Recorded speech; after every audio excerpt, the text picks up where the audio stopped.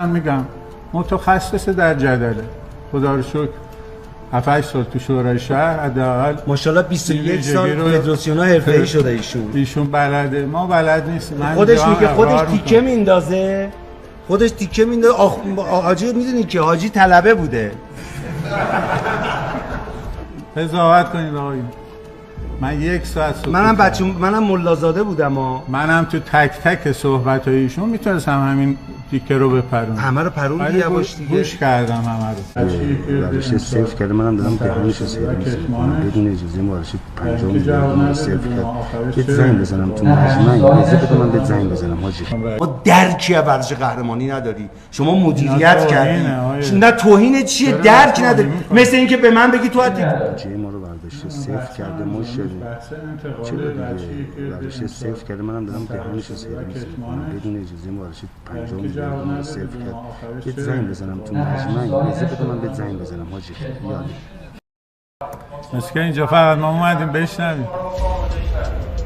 خود سوال کنن، سوال میخواد. همه دوستان اگه بخوان صحبت بکنن ببینید. خب بذارید من حرفمو بزنم. اگه شما درد به دلت هنوز بود اون وقت ادامه بده. من اول صحبتم اجازه بدید یه لحظه.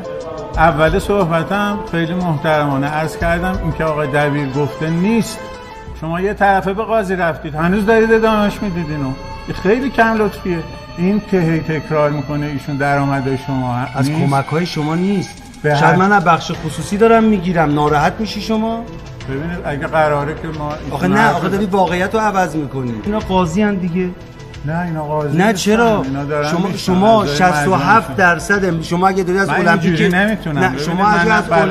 شما اگه از المپیک سیدنی اجازه شما نفر باشه از المپیک سیدنی نباید بگیری. بیا از المپیک 1948 بگیر. آقای دبیر کمیته المپیک اینجاست. 65% مدالای المپیک مال کشتیه. شما ماشاءالله ارتباطت با فدراسیون‌های دیگه خوبه. 8 سال. آره من فدراسیون دیگه همه جا وظیفه همینه. بله. جایگاه همینه. بله. بنده در معاونت ورزش قهرمانی ببینید اینها تکپرانی، نمیدونم متلک گفتن، نیشه زبان زدن، اینا سیستم آقای دبیر. اولا میگم متخصص در جدله. خدا رو شکر 7-8 سال تو شورای شهر حداقل. ماشاءالله 21 سال فدراسیون ها حرفه‌ای شده ایشون بلده، ما بلد نیستیم. خودش میگه خودش تیکه میندازه، خودش تیکه میندازه. حاجی میدونی که حاجی طلبه بوده. قضاوت کنید آقایون. من 1 ساعت منم ملازاده بودم منم تو تک تک صحبت های ایشون میتونستم همین تیکه رو بپرونم. همه رو پروندی یواش دیگه. گوش کردم همه رو. اومدن گفتن کار شما تخلفه. رسما همشون گفتن کار شما تخلفه. خواهشم واقعیت رو بگو برادر من. تو یه جوری داری وانمود میکنی مثلا من پارتی بازی کردم، اووردم ازشون سوال کردم که این آقا بودجه ما رو سیو کرده میتونه. هم گفتن نه جز این بود. ما به ظاهر متدینیم. اینها نه من که باطن کسی رو نمیدونم. ظاهر که اینه. الحمدلله که ظاهر شما خوب. نه ما که در واقع که ببینید دوستان عزیز بزرگواران، این چیزی که اعلام شده و فدراسیون ها الان بهش معترضند از طرف مجلس اعلام شد. این که این جداست اون جداست و من خبر ندارم. به ما یکی اعلام کرد. اولا به شما عرض بکنم بودجه‌ای که پارسال برای کل فدراسیون ها سازمان برنامه بودجه به ما اعلام کرده بود 370 میلیارد تومان.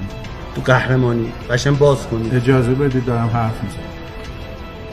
تو قهرمانی دیگه ما نه خب باشه شما یا کارشناس این کار اگه هستی خب ریزشو بگو. اگر ایشون ادامه بده به این روش من با کمال احترام از همه شما بزرگواران جلسه رو کردم. آقا اصلا مشکل نیست. شما برو. ما که نه آخه ببینید آقای ببینید من بودجه‌ای ام برادر من. همین بشین هیچی نگو. وقتی میگه 370 میلیارد تومان بودجه این داره با کلمات بازی میکنه. 370 تومان بودجه چی؟ قهرمانی. بودجه وزارت کرد ورزش بالای 2-3 هزار میلیارد تومانه. این میدونه داره چی میگه. برادر من میفهمم. گوش بده بشین. من بلدم با اینا بازی کنم. من از جنس اینام. اینا شما رو میتونن دور بزنن، منو که نمیتونن. ایشون اجازه صحبت من نمیتونم، واقعا خسته شدم. ما عملکردمون بوده 131 میلیارد تومان، شما 38 تا شده، یعنی زیر 1/3. چرا امسال همونو داری صفر میکنی؟ با کلمات بازی نکنیم. اینو ما امسال صفر نکردیم. چرا 70 تا رو مجلس داره میذاری به حساب پای خودت؟ آقای پولادی من یه سوال از شما دارم. ما 131 میلیارد در پارسال بودجه‌مون بوده، شما ورداشتین صفر کردین، تو جلسه گفتین من نمیدم از این حوزه، امسال صفر. اینجا 70 تایی که بهتون دادم همینو توضیح بدین، بقیه رو حاشیه نریم. شما بلدی با کلمات بازی کنین، من بچه جنوب شهرم بلد نیستم. عدالت آقا یعنی که هر کی 45000 تومان پول بگیره؟ عدالت یعنی که یکی نگیره، یکی 100,000 تومان بگیره، یکی 45,000 تومان. طلای المپیک یه شاخص است. من به شما اعلام کردم 1450 نفر ما اعزام داشتیم. من اگه اعزاممو کم بکنم شما ببینید کدوم از اینا بنز ما اعزام داشتن. شما اینا رو پاسخ بده. یه سوال از شما امروز به ما جواب بده، ما از شما ممنونیم. ما بعد جلسه‌مون رو بذاریم تو مجلس و وزارتخونه با هم صحبت کنیم، چون بس فنیه. شما بگید چرا بودجه که واسه وزارتخونه رو صفر کردی؟ این 70 تا رو ولش کن، اینو چرا صفر کردی؟ خود ایشون گفت 4.5 میلیارد گرفته. میدونید بیشترین رقم رو از ابتدای سال 1401 تا الان کشتی گرفته. 4.5 میلیارد از چقدر؟ همینو بگو. گفتن صفر. نه آقا 4.5 میگه از 70. 4.5 میگه از 70. در جریان باشید. اونو میخواد بیاره اینجا. من بودجه‌ای ام دیگه. آقا من تو دو تا من همه جوره از شما عقبم. شما بزرگ مایید. ولی بالاخره یکی تو قهرمانی، یکم تو بودجه کوچولو از شما جلوترم. شما از 70 داری حساب میکنی 4.5. بعد ما 38 میلیارد خرج کردیم، اول از 4.5 دادیم، منتم میذاری؟ 1/3 بودجه کشتی رو داره وزارت ورزش میده. چرا همون 1/3 رو داری صفر میکنی؟ رشته‌ای که اومده همیشه کار جمع کرده. من اومدم جایی که آقای پولادگر بچه‌های فقیرترین بچه‌ها میان کشتی. میگی پوپولیستی. آره فرق من و شما اینه شما درکی از ورزش قهرمانی نداری، شما مدیریت کردی. نه توهین چیه؟ درک نداری. مثل اینکه به من بگی تو از تکواندو درکی نداری. ندارم.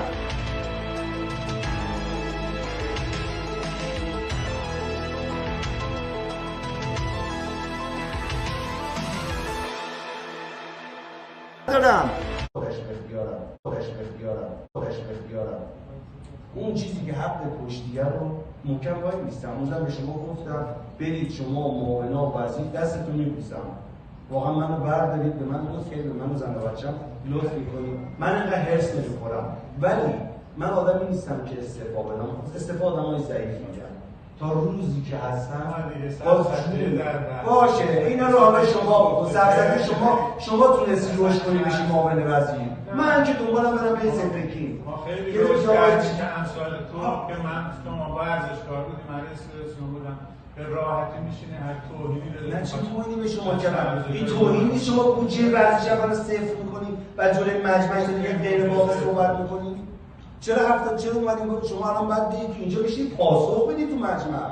شما الان بعد بشید پاسخ بدید رو چه حسابی بودجه کشتی رو سر خود بعدش یه تبلیغ شب بعد صفر کردید.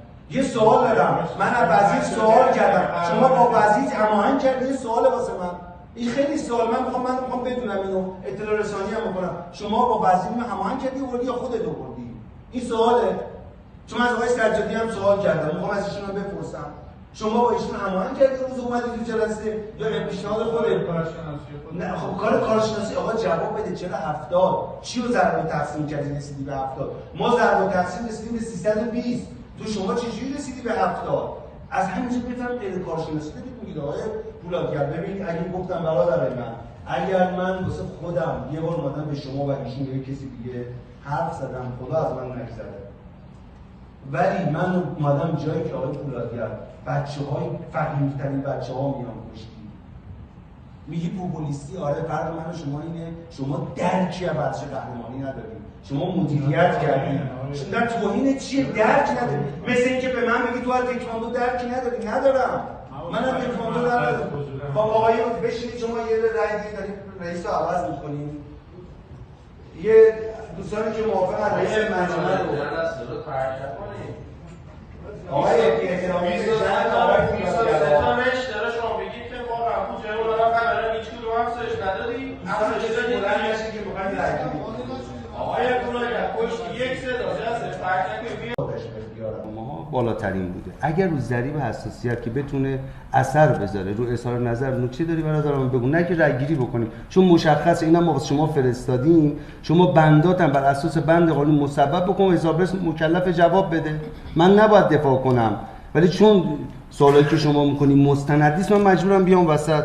اگر نکته‌ای داری بگید، اگر دوستان ایرادی دارن ما الحمدلله بعد از 3 سال شدیم مقبول. نکته‌ای داری برو بخون، مستنداش هم بده، باز بفرست. وظیفه حسابرسه، قرارداد بسته بعد به شما جواب بده. اگه موافقن دوستان رأی گیری بکنن. خب رئیس مجمع آقای کیومرث، آقای سعید شما مخالفین؟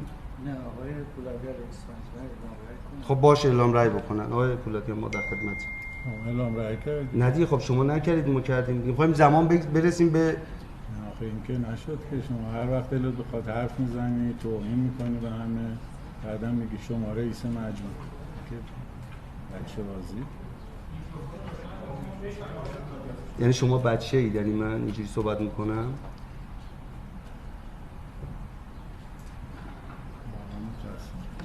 واقعا منم متاسفم. خب شما دیگه نکته ندارید. اعلام رأی بفرمایید برای تصویب عملکرد مالی فدراسیون کشتی. خب شما مخالفین خودتون؟ هر کسی اختیار داره رأی بده.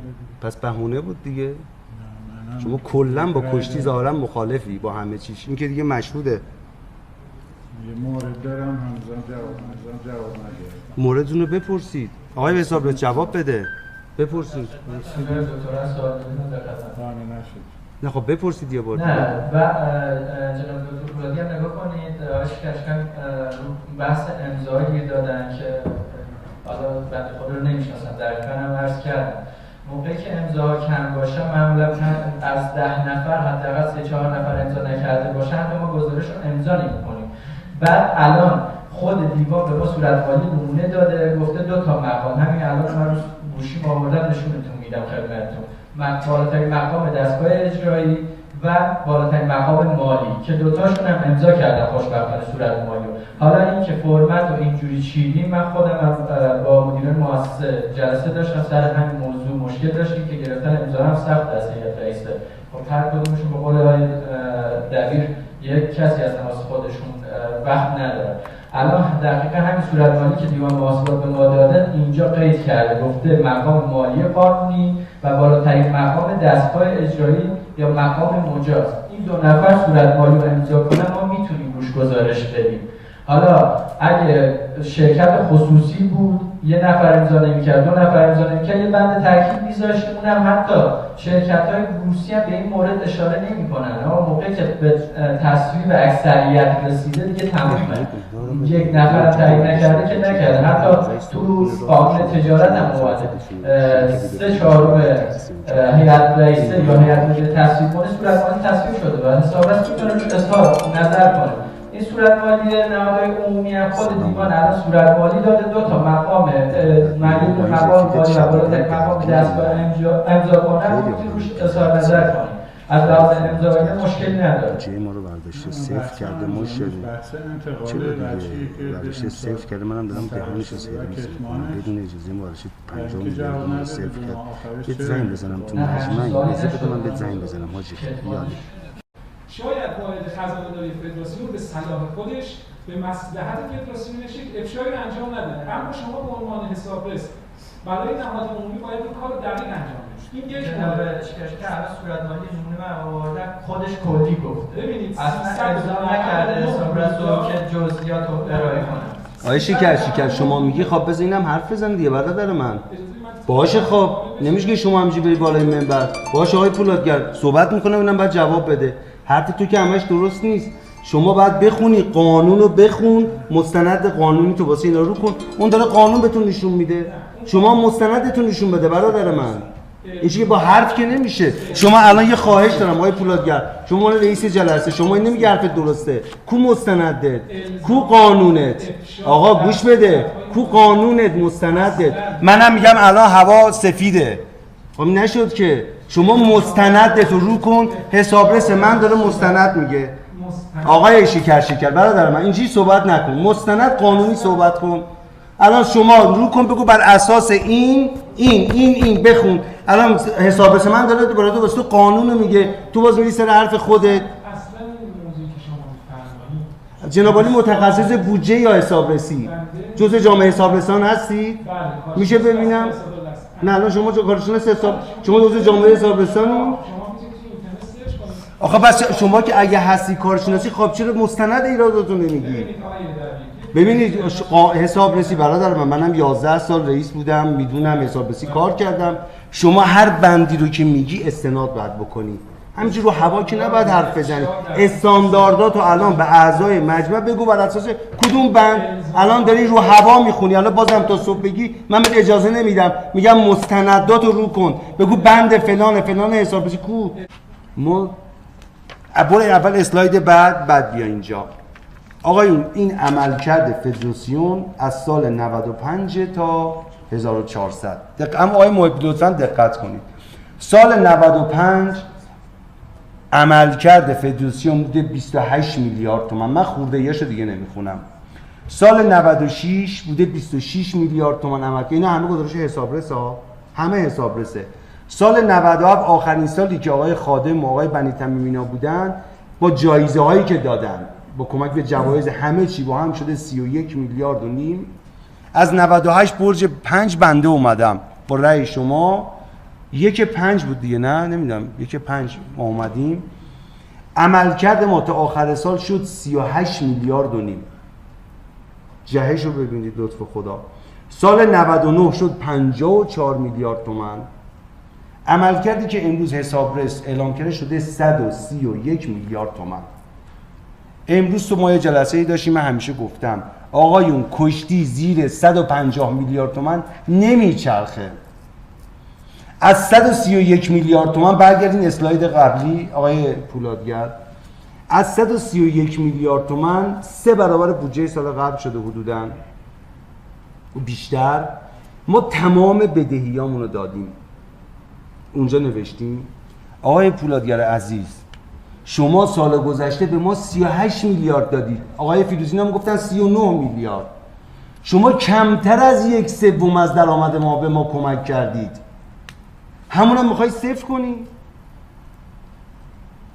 بعد من شنیدم میشینن دوستان تو اونجا تقسیم میکنم، یعنی مال فدراسیون‌های دیگه. بعد فدراسیون‌های دیگه متاسفانه میان میگن عدالت. آقا اینو تیز کنید بدونم. من خواهشم به فدراسیون‌های دیگه اینه برادرای من، ما 1/3 بودجه‌مون رو داریم از وزارت ورزش میگیریم.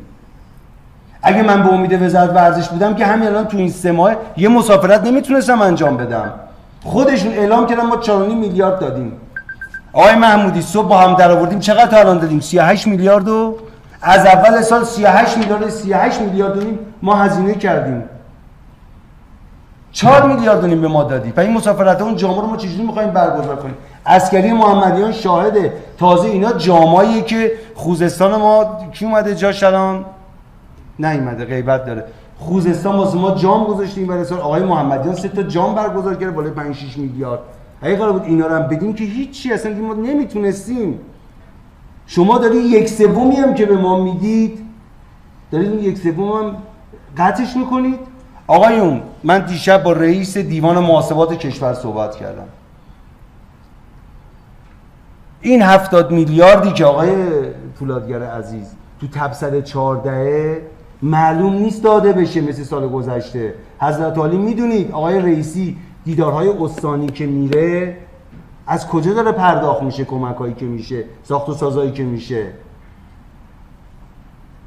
بعد شما بودجه که مال خودمونه رو چجوری میگی نه؟ هیچی.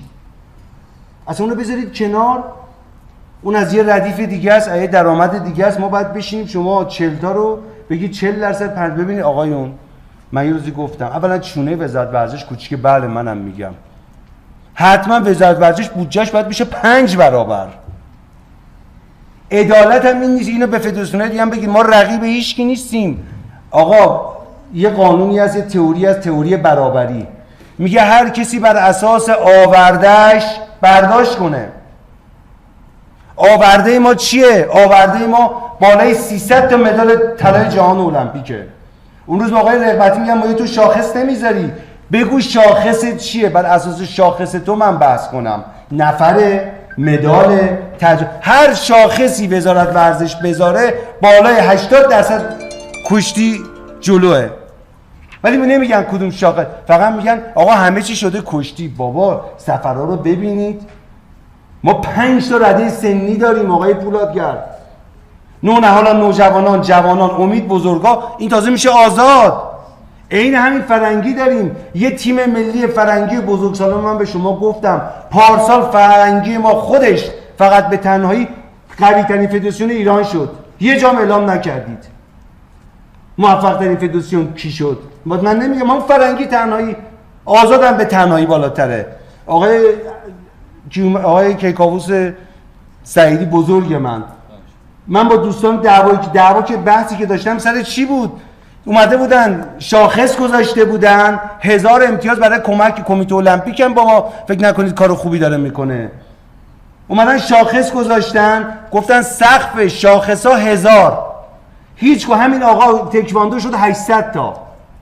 اون موقع که رئیس فدراسیون بودن 800 تا. یه فرنگی من زد بالای 3000 تا، آزاد منم زد بالای 3000 تا. خب شاخصا ایراد داره، چرا سقف من میدی 6 میلیارد؟ ببینید پارسا به دوستان گفتم تکواندو، کاراته، وزنه برداری تاج سر ما. من امکان نداره بگم چرا به فدراسیون دیگه چقدر میدید، حقشونه، بعد به همشون بدن نوشی جونشون، بعد به اونا هم برسن. من میگم بیاید شاخصا رو مشخص کنید، بر اساس شاخصای شما بدید.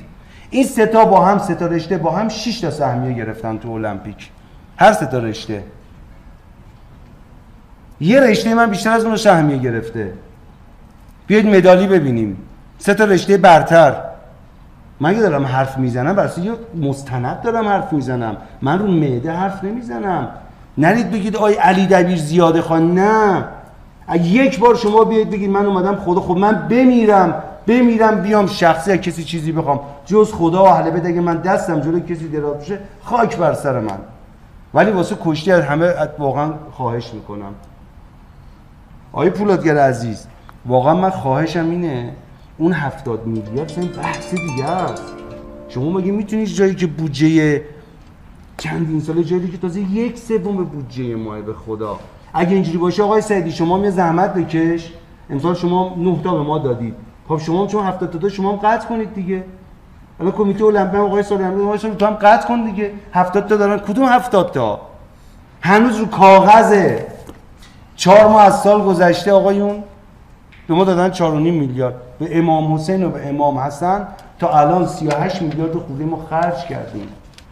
آقایون بودید تو هیئت‌ها، دیدید کشتی دیگه اعزاماش. بیاید، من اون روز به آقای پولادگر گفتم آقا بیاین بلیط‌های ما، هزینه‌های شرکت در مسابقاتمون، اردوامون با شما، دستتونم میبوسم. کمیته المپیک شاهد، زنگ بزنید پیمان فخری 2 هفته قرار کردن.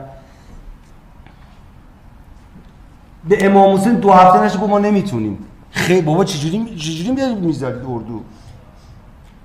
هفته گذشته بالای 300 نفر تو اردو بودن. ما نونهالان رو دوشک آوردیم رو زمین میخوابوندیم. نزدیک 220 تا جا داشتیم، 60 70 تا رو زمین میخوابوندیم. اون بالای اتاق داریم موندن هم خالی کرده بودیم. بعد شما بیاید ببینید صبحونه، نهار، شام، میان وعده. خب ما چیکار باید بکنیم؟ یه بار خداوکیلی هیچ، آقای خدا رحمت کنه آقای یزدانی خرمو، بالاخره شادی روشم یه صلوات دوستان بفرستن. اللهم صل علی محمد و آل محمد و عجل فرجهم. وقتی از والیبال اومده بود کشتی، گفتم مثلا فکر نمی‌کردم اینقدر تفاوت هزینه‌ای با هم داشتن. عین جمله اون خدا بیامرز بود. گفت اصلا اینجا پر حاشیه است. هزینه بعد اون موقع تا دوره آقای یزدانی خرم فیلا بود، اتحادیه جهانی نبود. ما هزینه شرکت در مسابقات نمیدادیم. الان داریم شرکت در هزینه مسابقات میدیم. آقای پولادگر کامل مشخصه. یعنی چیزیه که من نمیتونم از خودم بیام بگم. خرجا همه هست، هزینه‌ها کامل، سیستما شفافه. این بازرس شما، این حراست شما، این نماینده شماست. همونجوری که هفته ماهی یه بار نامه میزنه آقا حقوقشو بده. من سیستم من واسه ایشون بازه. ایشون رفت مازندران شاهده، 4 تا استان من رفت مازندران در 12 تا ایراد در آورد. ظرف یه هفته به آقای محمدیان گفتم آقای محمدی اگه اینا گرفته نشه مشکل پیدا میکنیم با هم. من آقای چون بخوایم حالا با هم بحث کنیم، اجازه بدید ما 2 تا سایه رو بگم دیگه ما در خدمت شما کل جلسه. البته با بودجه مطالعه دارم و میفهمم این نکته رو بگم.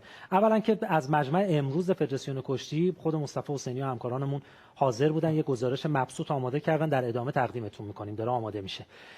نکته مهمتر اینه که این 70 میلیاردی که هنوز نرسیده به دست فدراسیون کشتی از تبصره 14 در نظر گرفته شده، جز اختیارات مجلس شورای اسلامیه که میتونه کمک بکنه. در حدود 345 میلیارد تومنه به 23 تا فدراسیون قراره که این پرداخت بشه. آقای پولادگر اشاره فرمودن که بودجه فدراسیون کشتی صفر و به واسطه همین 70 میلیاردی که قرار فدراسیون کشتی بگیره. اگر قراره که اونایی که از طریق تبصره 14 این بودجه رو گرفتن محروم بشن، پس باید تاکید میکنیم ما اینجا هستیم که حق کشتی رو بگیریم، باید 22 تا فدراسیون دیگه هم باید محروم بشن. یعنی فقط بحث کشتی نیست. نکته بعدی، یادتون باشه آقای پولادگر، اون موقعی که شما توی فدراسیون تکواندو ریاست میکردید فقط نمیتونستید از طریق بودجه وزارت ورزش و جوانان فدراسیون رو اداره بکنید و نیاز بود که از منابع دیگری تغذیه بشین و بتونید کارها رو پیش ببرید. پس حالا چرا در جایگاه معاون وزیر اظهارات شما به گونه دیگه داره صورت میگیره؟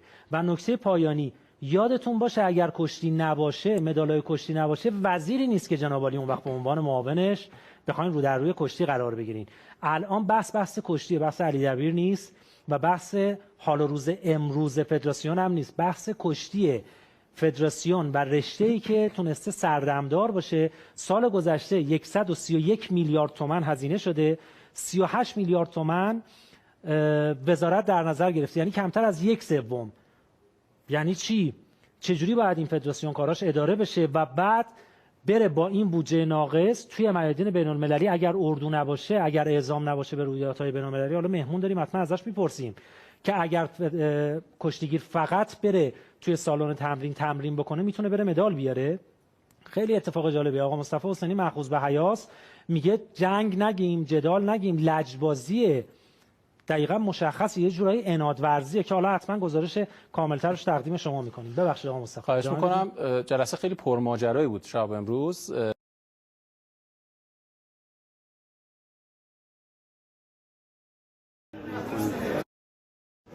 میگن این بودجه فضایی شما لاکچریز، ما چه لاکچریزی می‌کنید؟ این که من مثلا تخت نه توشک تکبی واسه بچه‌ها میذارم، بچه‌ها خدا نکنه که ما لوتیس که کمر داریم اکثرا بپرسید. آقای حسن یزدانی که من الان خودم 45 سال نمیتونم راه برم، حسن یزدانی که کمر داره واسه المپیک نمیتونست و بچه‌های دیگه این که توشک تکبی واسه مدت تکبی میذارم میشه لاکچری. من خجالت بچه‌مون میکشه. من هنوز این دوستان نمیذارم ما یه پزشک بفرستیم، یه ماساژور ما بفرستیم. من خیلی حرف دارم بخوام بزنم. پیگیریاتون دیگه به هر آقای پولادگر که قطعا نتیجه نمیرسید. الان دومین جلسه است. با شخص وزیر مطرح می‌کنید؟ بله آقای پولادگر به کارشناسی صحبت می‌کنه. من متخصص این کار نیست. من احترامی که برای ایشون قائلم و من نمیذارم واقعا آبروی کشتی مملکت رو نمیدم دست آقای پولادگر و همسال آقای پولادگر. یا منو بردارن یا من حرف کارشناسی باید بزنم. من باید به مردم پاسخ بدم. من باید پس برای همین دنیا باید جواب بدم. میگن تو میگی من حرفمو دارم میزنم. خیلی هم شاید بدش میاد ولی من واسه دنیام تلاش میکنم. من ان شاءالله امام زمان راضی بشون دنیا بتونم جواب بدم. اینا باید تصمیم بگیرن. یک اینا میدونن با خودشون و خدای خودشون. ولی میخوام بدونن الله من رو نفسم حرف نمیزنم. ممکنه منجر به برکناری شما بشه اینجوری که آقای پولادگر اینجا رو ترک کرده. ولی من چسبیدم به اینجا. خب کشتی ضرر خواهد کرد آقای دبیر حسن. کشتی که ضرر نمیکنه، کشتی خدا. من کیف من زندگیمو میکنم. من یه موقعی که چسبیده اینجا هر کی از موقع به یه پستی وابسته شده این آدم خوبی نیست. این یادتون باشه. صبح بگن میگم الحمدلله رب العالمین. امام صادق میگه، من یه جای خونم امام صادق میگه اصلا آدم واسه گرفتن پست لابی هم نباید بکنه، اگه خوبی بیان سراغت، یه کارشناسی بیان سراغت. ما کیفم میکنیم، من علیرضا دبیرم، مخلص همه هست، مخلصم، یه گوشه میشینم طرفدار کشتی، تماشاچی کشتی میشم، تشویق میکنم، ولی حرف زور نمیذارم کسی غیر کارشناسی بزنه. این من اینجوری بار اومدم، یکی از خصوصیات جنوب شهری بودن من هم یه جور تو خانواده تربیت شدم، حرف حقو میزنم، حتی یه به ضررم باشه. به قول حاج قاسم سلیمانی میگفت دروغ نگید، راستشو بگید، فکر میکنید اون لحظه به ضررتون میشه ولی در آخر به نفع شما میشه. خیلی ممنون. مرسی. حالا مشکلی که با آقای پولاد دارید و به سمت حالا وزیر ورزش دیگه پردازه. من ببینید، من تو اون جلسه‌ام من امروز یه سوالی کردم، سوال کردم چرا کارشناسی شما کارشناسی رسیدیم به 320 میلیارد تومان کمک. آقای برادر بیایید حجم سفرهای ما رو ببینید، خودشون تصدیق کردن 1450 نفر پارسال ما اعزام داشتیم. اینا رو فقط یه اعزام و بلیط و اینا رو من نمیگم، فقط اعزام، اردوها رو نمیگم، خریدامون رو نمیگم، یه اعزام ما 1450 نفر رو ضبط داره 10 شب بکنید، شبی 180 یورو. علی آقا این سوال از پولادگر کردی، میگن که چرا آقای دبیر فکر میکنن سایر رشته‌ها خرج نداره؟ من گفتم آقا فرنگی داره آزاد داره، من احساس می‌کنم همینجا ببینید این بازی آقای پولادگره. ایشون هم متهم به جدل شده. ببین من دارم به شما میگم من چیکار به رشته‌های دیگه دارم، اونا هم کمشونه. من چیکار مثلا چه میدونم اونا واقعا چه خرجایی دارن. من دارم میگم شما شاخص‌ها رو تعریف کن، من میگم کدوم بالاترین اعزامو من داشتم. بعد آقای هیچ کی دقت نمیکنه، هیچ کدوم از فدراسیون دیگه شبی 108 جناب عالی خودت دیدی، شما هم خبرنگارا همه رفتین درست، ما شبی 180 یورو نفری اونجا پول میدیم، 10 شب بعد میمونیم. من 5 شب 6 شب بچه‌ها رو برمیگردونم، با وزارت ورزش هم 6 شب حساب کردیم. یه روزه شد من میگم آقا دو تا 4 تا، من دارم واقعا کارشناسی رو کاغذ صحبت میکنم. من اگه بخوام غیر کارشناسی صحبت کنم خودم زیر سوال میرم. بالاخره من 11 سال سابقه بودجه‌ای دارم، نمیتونم خودمو خراب کنم. یعنی بحث دوستان غیر کارشناسی است، همینجا ببینید غیر کارشناسیه. میگم ما جنبندی کردیم 70 تا، من میگم چرا 70 تا؟ چون اون مجلس گذاشته 70 تا، اگه مجلس اون میگه 80 تا کارشناسی نه، ترس میشد 80 تا میشد 60 تا. همینجا ببینید غیر کارشناسیه و اینا نمیتونن بودجه ما رو واقعا صرف کنن. ما محکم وایسادیم و لازم باشه کارو به مجلس و هر جا بکشیم که، ولی امیدوارم خود آقای سجادی واقعا ورود پیدا کنه، چون خودشون آقای سجادی هم بالاخره آدمی که قهرمان بوده میدونه این کار غیر کارشناسی بوده و این کار تخلف بوده دوستان کرده. حتی ان شاءالله بعضی ورود پیدا میکنه 40 تای پارسال 38 تای پارسال ما حتما بعد افزایش بدن، ما به اونم قانع نیستیم. اگه به هر فدراسیونی هر چقدر رشد دادن باید بدن. این کمکی که مجلس محترم شورای اسلامی کرده، مثل اینکه شما الان بابات روزی 20 تومن بهت پول میده، یه دفعه عمود شب عید یه عیدی بده بابات بگه چون عمود بده عید من دیگه بهت پول نمیدم. اینا هرش اینه روک حالا جنوب شهریشو من گفتم. یه سوالی که وجود اومده امروز توی مجمع، یکی از مجمع فدراسیون بوکس صحبتی که شد درباره سالن ناطق نوری بود. حالا رئیس فدراسیون گفتش که ما زورمون به فدراسیون کشتی نرسید، دست گذاشتن روی زمین ناطق، حالا کمپی که وجود داشته و از کمیته ملی المپیک و وزارت درخواست سالن شماره 9 داشتن. یعنی که شما تایید میکنید اصلا اینکه دست گذاشتید یا زورشون نرسیده یا همین چیزی؟ اولا من که مکان فدراسیون بوکس ندارم، این ساخت اونجا 20 سال 4 تا ستون بوده، نمیدونم دیده بودین یا نه، 4 تا ستون بوده 20 سال. خب اگه می‌خواستم بسازم 20 سال چرا زیر بارون مونده؟ اونجا تمام ستوناش به قول ما میگن کرم خوردگی، عمرانی‌ها میگن کرم خوردگی، واسه بارونای اسیدی از بین رفته بوده بود، اصلا غیر قابل بوده. شما برید ببینید که دوستان بابت چه تعهداتی به ما اونو دادن. ما بالای نزدیک 100 تا 200 میلیارد تومان از شرکت توسعه ما جلوتریم. خب اینا بعد جاش به ما یه چیزی میدادن. گرفتین چی میخوام بگم؟ آخه مگه پروژه ملی نیست؟ نه اسم شما بگم. بعد به ما میدادن. خب اونم ملی شرکت توسعه. گرفتین چی میگم؟ بعد اون الان ما گرفتیم مثلا ما چیکار بوکس داریم. اونجا بالای 120 میلیارد تومان پول میخواد که تکمیل بشه. من یه روز با آقای سوری گفتم آقای سوری چند روز فدراسیون فدراسیون تو 5 سال. اینا خودت تو 5 سال دنبال نکردی. الان تا اومدن اینو بابت بدهیشون به ما دارن میدن دنبال میکنی. یه سوال دیگه 5 سالم دورهشون گفت من نه میخوام برم یه دونه اسپانسر بیارم. کاش اینا رو بگم. گفتم خب اسپانسر چقدر میخواد بده؟ گفت 5 تا 10 میلیارد گفته. خب 5 سال فدراسیون کجا بوده این اسپانسر؟ اینجا 120 میلیارد خرج داره. 21 سال ولش کردید. ما چه زوری داریم؟ ما نرفتیم اونجا رو زوری بگیریم. ما باید طلبی که از وزارت ورزش و دولت داشتیم دارن اونو به ما قیمت بالا میدن. روک بگم من اصلا نمیارزه. جایی که 21 سال زیر بارون بوده 4 تا ستون بتونی که بارون اسیدی تهران که دود و بارونا بهش میخوره من ضرر کردمش که سازمان ورزش برده. این آقای سوری هم میگم 21 ما دوستش داریم ولی خودش هم 5 سال بوده تا حالا کجا بوده بسازه. ساختمان فدراسیون اینجا میخواد احداث بشه یا نه؟ حالا بذار بریم جلوی اصلا ببینیم چی میشه. معاون ورزش قهرمانی هستم. 48 فدراسیون ما داریم. هر کدوم مشکلات خودشونو دارن، هر کدوم مخاطبین خودشونو دارن. من باید پاسخگو باشم به همه. اینجوری نیست که یه رشته بیاد یه همچین شرایطی ایجاد کنه، رشته‌ای که مردم بیان قضاوت کنن چجوری ازش حمایت شده، چجوری بهش کمک شده. تو حوزه سخت افزاری، نرم افزاری همه جوره دولت حمایت کرده. این انصاف نیست که اینجوری صحبت بشه. یکم سیاست بشه بهتر نبود. مجمع بحثو پیش میاد. من خیلی متاسفم شما خودت تو مجمع نشسته بودی. من 1 ساعت فقط حرفای آقای دبیر رو گوش کردم. اجازه نداد من صحبت بکنم. همه شاهدن. ایشون اجازه نداد من صحبت بکنم. آقای پولادگر واقعا بودجهشون صفر شده؟ نه خیر، شما چرا این حرفو میزنید؟ اون 4 میلیارد پس از کدوم منبع بوده؟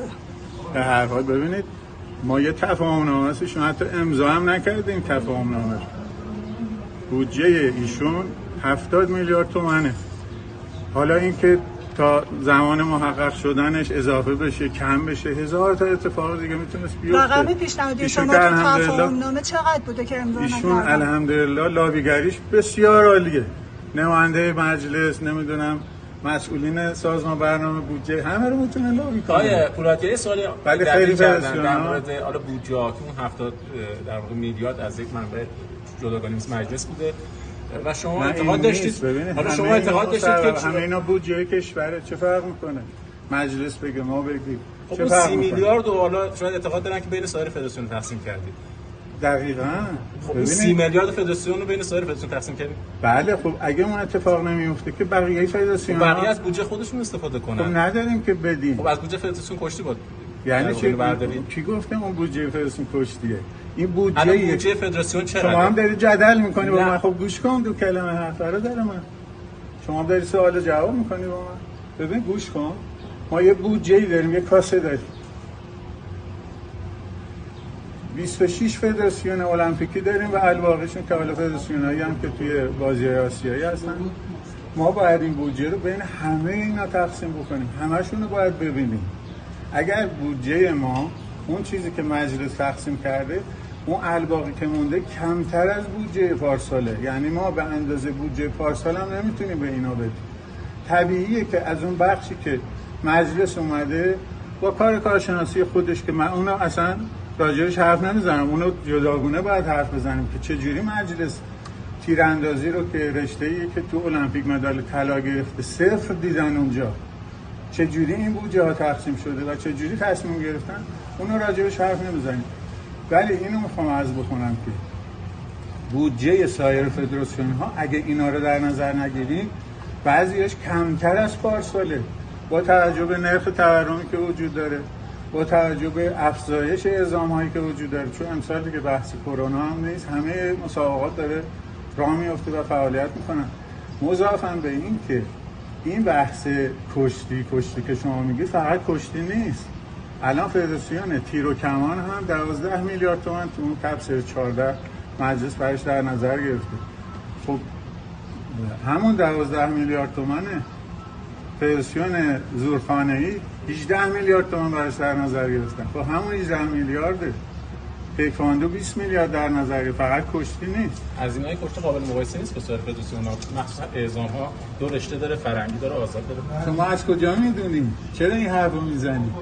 غیر از سوار هواپیما شدن و هتل که بخش عمده هزینه است، چرا قضاوت میکنید میگید هزینه کشتی از همه بالاتره؟ بله، اگه من بخوام خیلی شرط خاص بگیرم و پول داشته باشن. برای همه رشته ها خب بعضی رشته ها تیمای 10 نفره میتونیم 10 تا مربی هم بفرستیم. خیلی خوبه پول داشته باشیم.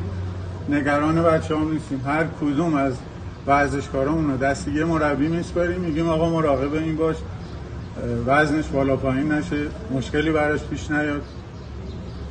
عذرخواهی.